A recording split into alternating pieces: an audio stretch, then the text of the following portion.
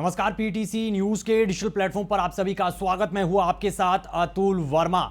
दिल्ली बम धमाकों की जांच अब और तेज होती चली जा रही है। जैसे जैसे जांच आगे बढ़ रही है वैसे वैसे इस पूरे मामले में बड़े खुलासे होते हुए नजर आ रहे हैं। इस पूरे मामले को लेकर तमाम जानकारी विस्तार से आपको बताएंगे, लेकिन सबसे पहला अपडेट केंद्रीय गृह मंत्री अमित शाह के आवास पर एक हाई लेवल मीटिंग जो करीब पिछले सवा घंटे से चल रही थी, वो मीटिंग खत्म हो चुकी है और इसमें जो जांच है वो एनआईए को सौंप दी गई है और एनआईए की टीम अब इस पूरे मामले की जांच करेगी और एनआईए की टीम अब घटनास्थल पर भी पहुंच चुकी है। और इस बीच अब हरियाणा के फरीदाबाद से जो आतंकी मॉड्यूल कनेक्शन जो जुड़ता हुआ नजर आया, उसको लेकर भी आपको तमाम जानकारी साझा करेंगे।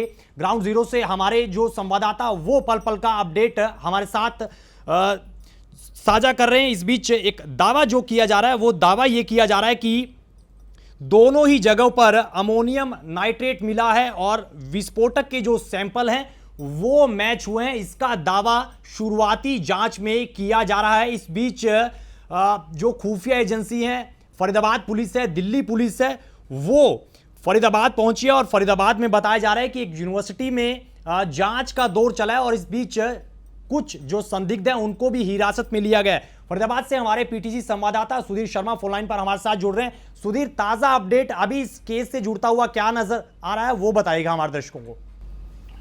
जी अतुल जी, देखिए जैसा कि आपने ब्रीफ कर दिया है कि किस तरीके से दिल्ली के अंदर गहमा गहमी चल रही है और एनआईए को जांच सौंप दी गई है। जी। इससे पहले आईबी समेत 3 एजेंसियों की संयुक्त टीम भी बढ़ाई गई थी। जी। तो अब एनआईए को जो है हैंड ओवर कर दिया गया है बिल्कुल इस सारी जांच को।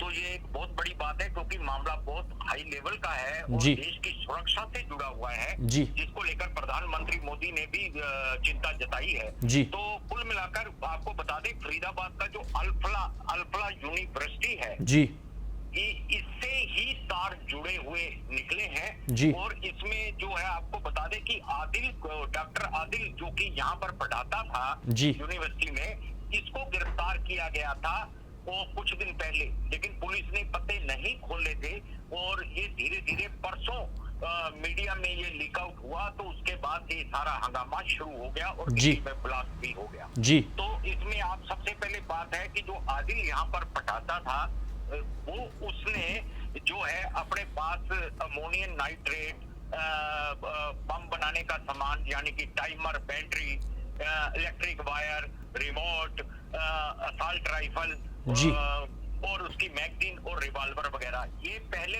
परसों जो है बरामद किए गए थे। जी। जी। इसने एक कमरा किराए पे लेकर उसमें छुपा रखा था, जी। कर रखा था। जी। और उसके बाद जब कल फिर दोबारा जांच शुरू हुई नए सिरे से, तो उसके बाद एक मौलवी जो कि जिसको आप कह सकते हैं इमाम, जी।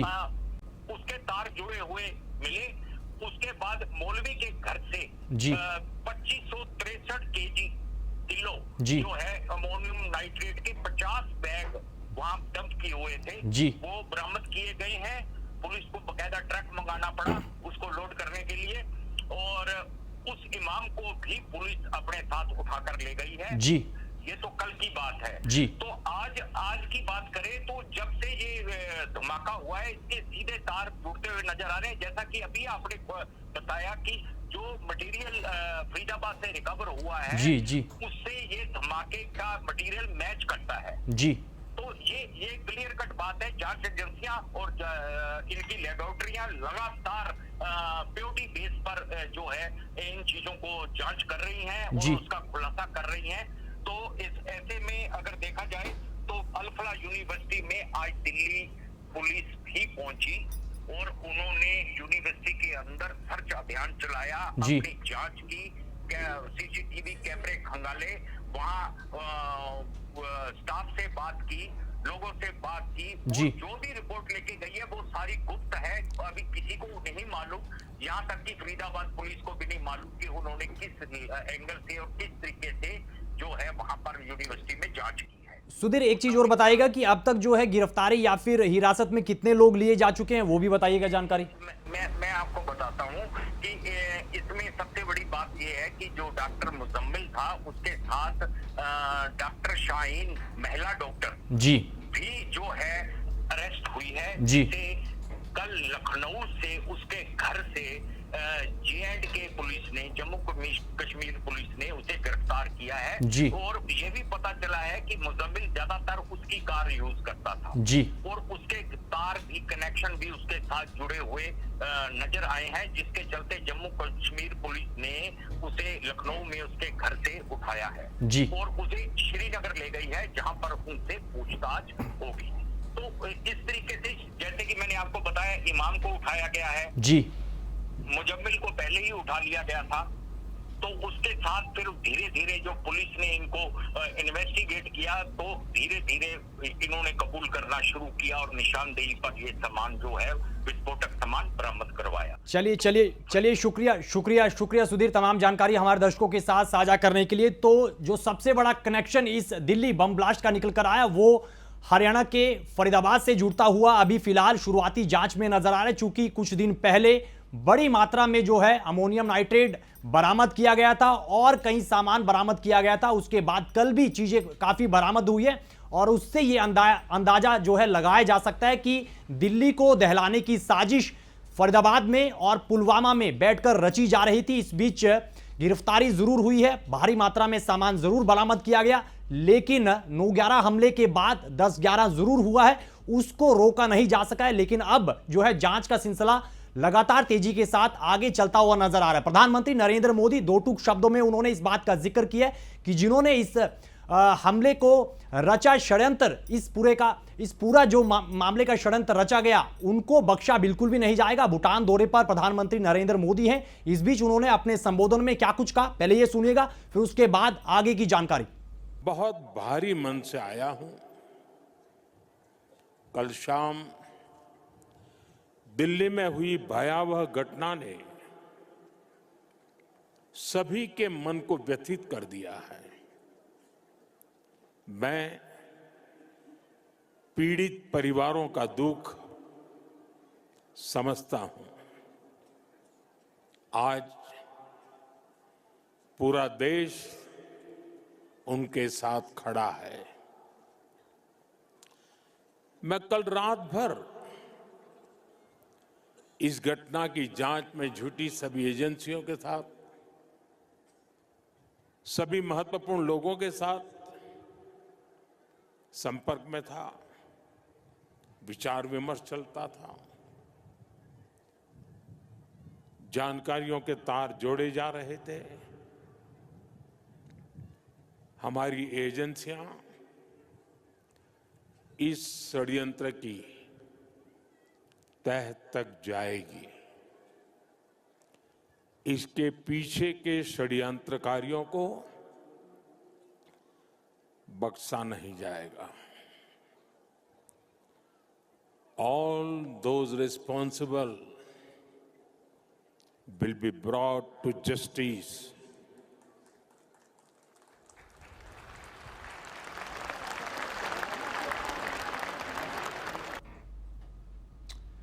तो सुना आपने प्रधानमंत्री नरेंद्र मोदी को, जिन्होंने न केवल इस घटना पर दुख जाहिर किया है, बल्कि साफ तौर पर दो टूक शब्दों में कहा है कि इस हमले के साजिशकर्ताओं को बिल्कुल भी बख्शा नहीं जाएगा, कड़ी से कड़ी सजा होगी। तमाम जो पुलिस के आला अधिकारी हैं उनको इस पूरे मामले में कार्रवाई के जो दिशा निर्देश है वो दिए जा चुके हैं। अब एक वायरल वीडियो आपको दिखाते हैं, जिस कार में ये ब्लास्ट हुआ, i20, ये कार हरियाणा नंबर की ये रजिस्टर्ड कार है और ये कार का जो वीडियो है वो सोशल मीडिया पर तेजी के साथ वायरल हो रहा है और बताया जा रहा है कि बदरपुर टोल प्लाजा से ये कार जो है क्रॉस हुई थी। कार का नंबर आपको बता देते हैं, HR 26CE 7674 हरियाणा नंबर का ये रजिस्टर्ड यहां पर हुई है। और कार का जो नया मालिक जिसको हिरासत में लिया गया है, तारिक, जो कि पुलवामा का रहने वाला बताया जा रहा है। कार को लेकर जो तमाम जानकारी है वो हम आपको अभी फिलहाल बता रहे हैं, जो हमको मिली है।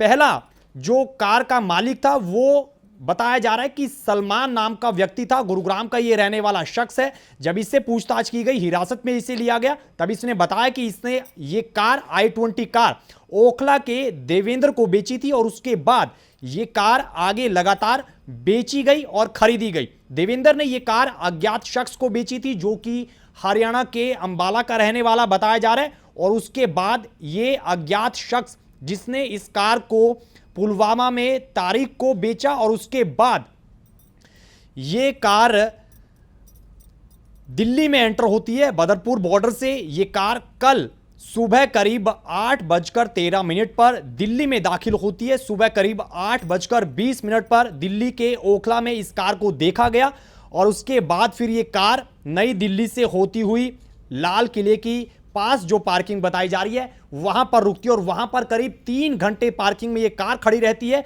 और उसके बाद दोपहर 3:19 पर यह कार पार्किंग में ही बताई गई और फिर शाम 6:48 पर यह कार पार्किंग से बाहर निकलती है और उसके महज 4 मिनट के बाद एक जोरदार ब्लास्ट होता है जिसमें करीब 10 लोगों की जो मौत है वो हो जाती है और कैजुअलिटी बहुत ज्यादा बताई जा रही है जिनका इलाज चल रहा है। और कल जब इस घटना की जानकारी मिली उसके बाद केंद्रीय गृह मंत्री अमित शाह घटनास्थल पर पहुंचते हैं और उसके बाद फिर अस्पताल भी जाते हैं, घायलों का हाल वहां पर जानते हैं। और अभी फिलहाल बताया जा रहा है कि यूएपीए के तहत धारा 16 और 18 के तहत मामला दर्ज कर लिया गया है। और अभी जो जानकारी एनआईए की शुरुआती जानकारी जो निकल कर आ रही है वो बताया जा रहा है कि इंडेंसरी डिवाइस का इस्तेमाल इस धमाके में किया गया और बताया जा रहा है कि जब इस डिवाइस का इस्तेमाल किया जाता है तो वहां पर गड्ढा नहीं बनता है, जहां पर यह केमिकल गिरता है वहां पर आग लग जाती है। यह जानकारी फिलहाल एनआईए के अधिकारियों की तरफ से शुरुआती निकल कर आई है। तो तमाम जानकारी अभी फिलहाल कड़ी दर कड़ी जोड़ी जा रही है।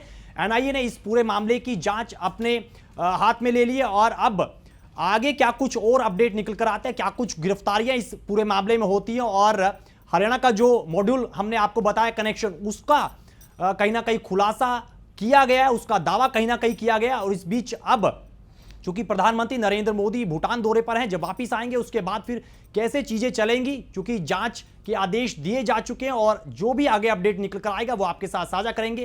फिलहाल के लिए इस लाइव में इतनी जानकारी। बाकी देश और प्रदेश की खबरों के लिए बने रहिए पीटीसी न्यूज के डिजिटल प्लेटफॉर्म के साथ। दीजिए इजाजत, नमस्कार।